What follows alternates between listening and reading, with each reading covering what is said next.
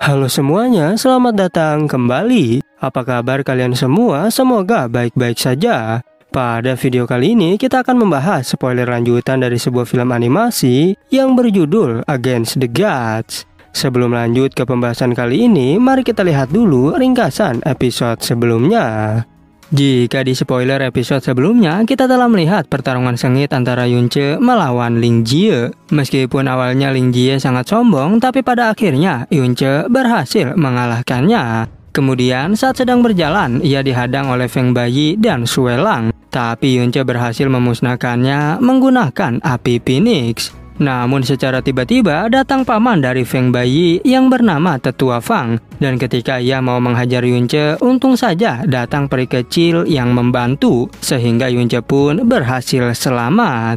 Setelah itu, Yunce pamit untuk pergi kepada Sue Ruo. Hal itu bertujuan agar dirinya berlatih semakin kuat. Karena di turnamen Changfeng nanti, Yunce harus menjadi pemenang. Ketika ia sedang berlatih di dalam hutan, rupanya datang seekor burung yang mengambil liontin miliknya. Bahkan Yunce menjadi khawatir karena hanya itulah peninggalan dari orang tuanya. Baiklah, daripada kalian semua penasaran, mari kita mulai saja pembahasan spoiler lanjutan untuk episode kali ini. Tanpa berbasa-basi lagi, langsung saja kita mulai videonya. Cerita ini berlanjut, kita diperlihatkan Yunce yang merasa panik karena liontinnya diambil oleh monster burung. Dan ia segera meminta bantuan kepada peri kecil. Karena jika dia mau membantu, maka Yunce berjanji akan membuka 5 meridian mistik yang tertutup di tubuhnya. Mendengar perkataan itu tentu membuat peri kecil sangat tertarik. Dan ia akan membantu Yunce untuk mendapatkan liontinnya kembali. Kemudian mereka berdua segera melakukan pengejaran. Dan ketika di tengah jalan, peri kecil memberitahu bahwa burung Storm Eagle adalah raja di langit. Bahkan jika aku sudah di ranah setengah Emperor Mistik, tetap akan kesulitan.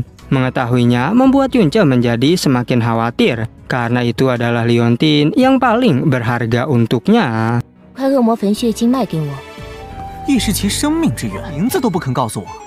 Tetapi peri kecil mencoba untuk menenangkan Yunce. Dan ia berkata, meskipun ini adalah batasku, tapi kau tak perlu khawatir. Karena burung tersebut juga pasti akan kelelahan. Sehingga Yunce disuruh bersiap-siap untuk menangkapnya.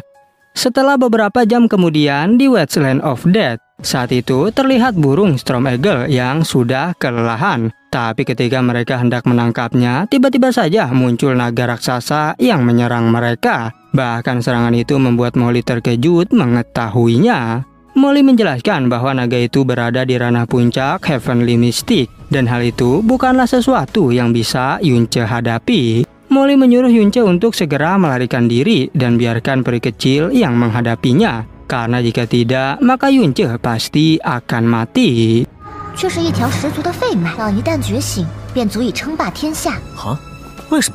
Walaupun begitu, Yunce merasa bersalah karena meninggalkan peri kecil seorang diri. Sementara naga itu berkata bahwa kalian adalah manusia bodoh karena berani-beraninya mau mencuri harta karun dari Dewa Naga. Ketika serangan dilancarkan, peri kecil langsung melempar Yunce dan menyuruhnya untuk kabur. Sedangkan dirinya akan melawan sang naga untuk sementara waktu. Yunce yang kini terhempas di langit merasa khawatir dengan keselamatan peri kecil. Dan saat ia terjatuh, rupanya burung Storm Eagle telah tersungkur di tanah. Sehingga Yunce langsung mengambil liontinnya tersebut. Yunce merasa tenang karena kini liontinnya telah kembali. Tapi Molly mengingatkan agar Yunce segera berlari sekarang juga. Karena jika tetap di sini, hanya akan menunggu mati. Melihat peri kecil yang kesusahan menghadapi naga itu, tentu Yunce tak bisa kabur. Dan karena ia adalah orang yang bertanggung jawab, dirinya pun berniat untuk membantu. Karena menurutnya, peri kecil dalam bahaya adalah kesalahannya. Sehingga ia tak boleh meninggalkannya begitu saja. Monster naga kini menyadari bahwa peri kecil hanya berada di ranah Emperor Mistik setengah langkah. Tapi ia menegaskan, jika kau datang ke sini, maka tak mungkin bisa keluar hidup-hidup. Meskipun demikian, peri kecil memberitahu bahwa aku datang ke sini tak berniat untuk mencuri harta karun Dewa Naga. Bahkan dirinya tak tahu apa-apa mengenai hal itu. Walaupun sudah menjelaskannya, tapi naga itu tak peduli. Bahkan dirinya justru menambahkan serangan lagi. Dan peri kecil berkata, jika memang itu yang kau mau, maka terpaksa harus kuhadapi.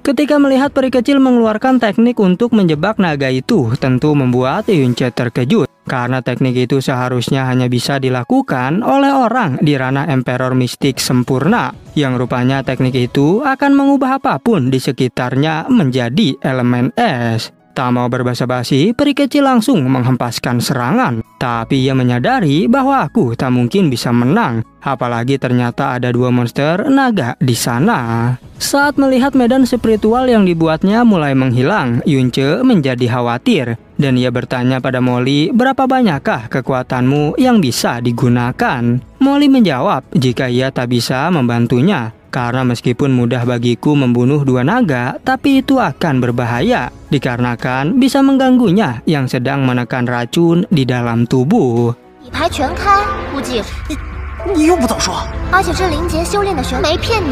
Kembali ke pertarungan, naga wanita berkata bahwa kekuatanmu telah mencapai batasnya, dan setiap manusia yang menyerangku maka akan mati. Peri kecil menjawab, jika aku tak menyerangmu, tapi kaulah yang menggiringku ke jalan buntu. Dan jika aku ditakdirkan mati, maka kau juga harus membayar harganya. Dikarenakan sudah tak punya pilihan lain, peri kecil menggunakan teknik terkuatnya, yang ternyata teknik itu disebut Ice Cloud Forbidden Technique, sehingga membuat naga wanita merasa kesakitan. Walaupun begitu, naga wanita menjelaskan bahwa luka kecil ini bukanlah apa-apa. Namun secara tiba-tiba, tubuhnya membeku dan hancur berkeping-keping.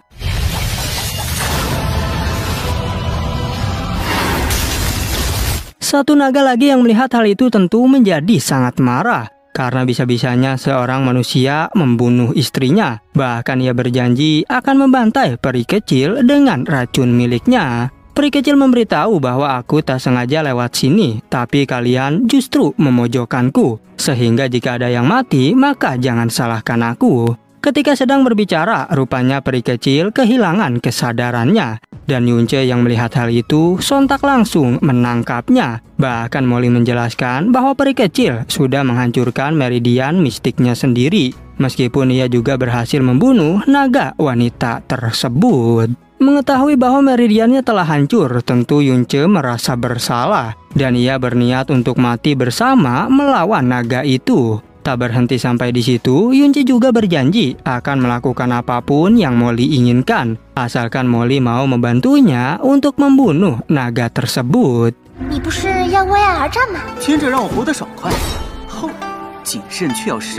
Melihat Yunce yang meminta tolong membuat Molly sangat kesal karena ia harus terpaksa menguras energinya lagi. Dan ketika naga itu melancarkan serangan, Molly justru meremehkannya. Molly mengatakan bahwa kau hanyalah naga tingkat rendah dan hanya dalam sekejap naga itu dibuat tak berdaya dengan serangan Yunce yang sangat dahsyat. Setelah naga itu berhasil dibunuh, Yunce bertanya tentang kondisi Molly. Molly menjawab dengan kesal bahwa semua yang kulakukan selama 1 tahun kini sia-sia. Dan jika kau ingin menyelamatkan peri kecil, maka bergeraklah lebih cepat. Meskipun demikian, Yunce tetap berterima kasih kepada Molly. Karena berkat bantuannya, peri kecil bisa selamat. Dan Yunce pun segera membantunya untuk memulihkan diri. Ketika itu, peri kecil mengingatkan agar Yunce jangan menyentuh tubuhnya. Namun Yunce menjawab bahwa aku hanya mengecek kondisi fisikmu. Setelah melakukan pemeriksaan, kini Yunce menyadari bahwa meridian peri kecil telah hancur. Dan untuk membentuk ulang meridiannya, tentu itu sangat mustahil.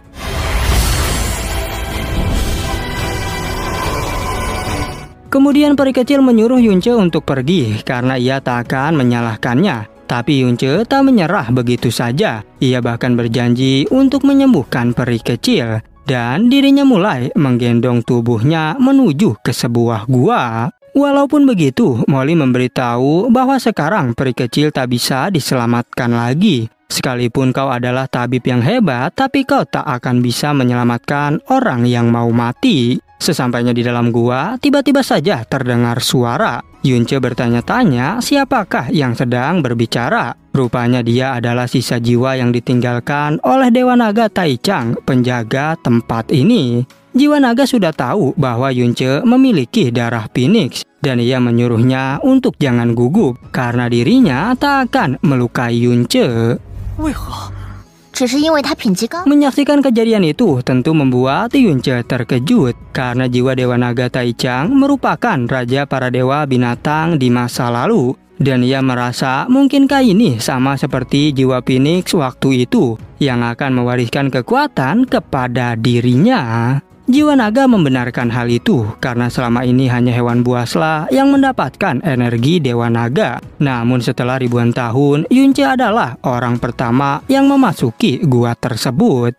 Jiwa naga memberitahu bahwa setelah kau berhasil dalam ujian, maka akan mendapatkan 3 tetes darah naga. Namun Yunce justru malah bertanya, apakah jiwa naga bisa memulihkan tubuh peri kecil? Jiwa naga menjawab jika sebenarnya ada satu cara dan bukan hanya sekedar menyelamatkannya, tapi dia juga membuatnya langsung bisa menerobos ke ranah Emperor Mistik.